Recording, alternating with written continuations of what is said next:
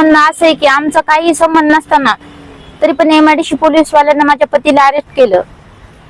कधीचा प्रकार आहे आणि काय परिस्थिती होती? हे बुधवार रात्री 8 वाजता। काय झालं होतं नेमकं काहीच नाही, वाळूज एमआयडीसी मध्ये 2 मुलाला पकडलं होतं, त्यांचा आणि आमचा काही संबंध नसताना यांना उचललं त्यांना। काय म्हणून आताची परिस्थिती काय आहे? तुम्ही तिथील संबंधित पोलीस अधिकाऱ्यांना भेटलात का? त्यांनी तुम्हाला काय उत्तर दिलं? त्यांना उत्तर दिलं की गुटख्याच्या बाबतीमध्ये उचललं, त्याचं नाव आले असं बोलले। तुमच्या मिस्टरांवर याच्या पहिले 22 गुटख्याचे गुन्हे दाखल आहे, हे खरं आहे का? हो आहे, पण आता ह्या याच्यामध्ये काही संबंध नव्हता आमचा। जो गुटखा पकडला गेला तो ते घर ज्या घरात पकडला गेला ते घर तुमच्या नावावर आहे, त्या प्रकरणामध्ये तुमचंही नाव आहे, तुमच्यावरही गुन्हा दाखल झालेला आहे, हे खरं आहे? नाही, पोलीसवाल्यांचा असा आरोप आहे की ते घरात गुटखा ज्या घरात पकडला गेला ते घर तुमचं असल्यामुळे तुमचाही त्या गुन्ह्यात सहभाग आहे। घरात गुटखा सापडलेलाच नाही। मग पोलिसांनी हा नुसता आरोप केला आहे का? हा, मग याबाबत आता तुम्ही आज सीपी साहेबांना भेटलात, सीपी साहेबांनी तुम्हाला काय उत्तर दिलं? आता एमआयडीसी मध्ये निलेश साहेबांना भेटायला सांगितले। भेटायचं सांगितलं फक्त? हो, कारवाई करतो, काही पुढील दिशा वगैरे काही सांगितलंच नाही? आता तिथे भेटल्यावर बघू ना काय बोलतात तर। तुमच्या मिस्टरांवर याच्या पहिले 22 गुन्हे दाखल असून तुम्ही हे असं ठामपणे कसं सांगू शकता का या गुन्ह्यामध्ये त्यांचा सहभाग नाही?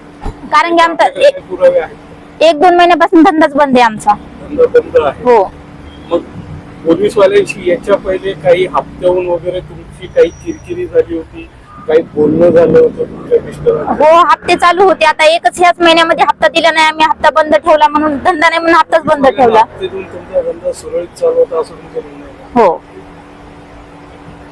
आता तुम्ही कोर्टाचा दरवाजा याबाबत खटखटवणार का? कोर्टात जाणार का? कोर्टात दाद मागणार का? मागणार आम्ही, जोपर्यंत आम्हाला न्याय भेटत नाही तोपर्यंत आम्ही लढणारच।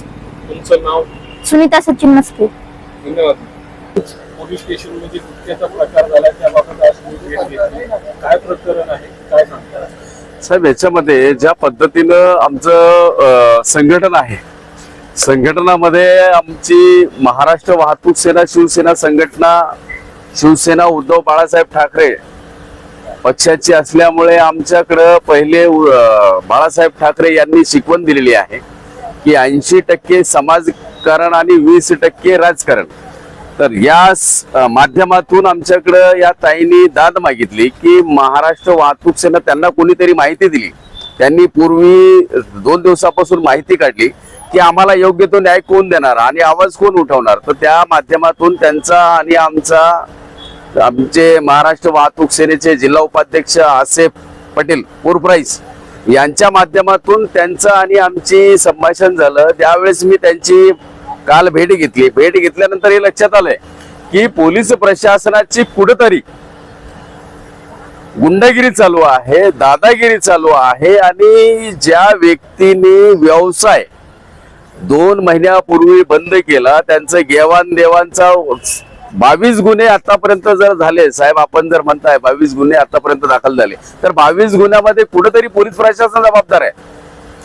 कारण की एका वेळेस एका महिन्यामध्ये 22 दिवसामध्ये 22 गुन्हे दाखल झालेले नाहीये, हा त्यांचा जुना व्यवसाय। परंतु आजच्या घडीला ज्या पद्धतीने आम्ही माहिती घेतली, घरी जाऊन विचारपूस केली, त्या हॉटेलमध्ये जाऊन विचारपूस केली असता तेथील हॉटेल चालकांनी हे स्पष्ट सांगितलंय की 2 महिन्यापासून हा व्यवसाय बंद आहे आणि हा व्यक्ती संध्याकाळच्या टायमाला चहा प्यायला हॉटेलमध्ये आला होता।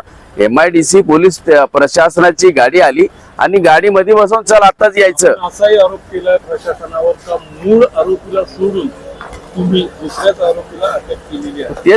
तोच प्रकार मी सांगायचा प्रयत्न करतोय की मूळ आरोपी 2 धरले गेले, मुख्य आरोपी आज फरार आहे। तो आज त्याची ही अशी माहिती आमच्या संघटनेच्या माध्यमातून काढण्यात आली का तो असे शब्द वापरतो ते पोलीस प्रशासन माझं केसही वाकडं करू शकत नाही, म्हणजे पोलीस प्रशासनाचा धाकच उरलेला नाही असं त्याच्या शब्दावरून जाणवतोय। संबंधित जो फरार आरोपी आहे त्याची माहिती जर तुम्हाला आहे तर पोलीस प्रशासनाला तुम्ही ती माहिती दिली का? त्याचं नाव काय आहे? पोलीस प्रशासनाला परिपूर्ण माहिती आहे। पोलीस प्रशासनाला त्याचं नाव माहिती आहे, त्याचं गाव माहिती आहे, त्याचं ठिकाणा माहिती आहे, परंतु पोलीस प्रशासनाला इकडून चिरीमिरी न मिळाल्यामुळे तिकडून त्यांचा धाकादोरा चालू आहे. त्यामुळे गरीब माणसावर अत्याचार झालेला आहे असं आमच्या निदर्शनास आलं. आता राहिला प्रश्न, असं म्हणायचं का चोर सोडून संन्यासाला फाशी? सरकारच तसं दिसायलं,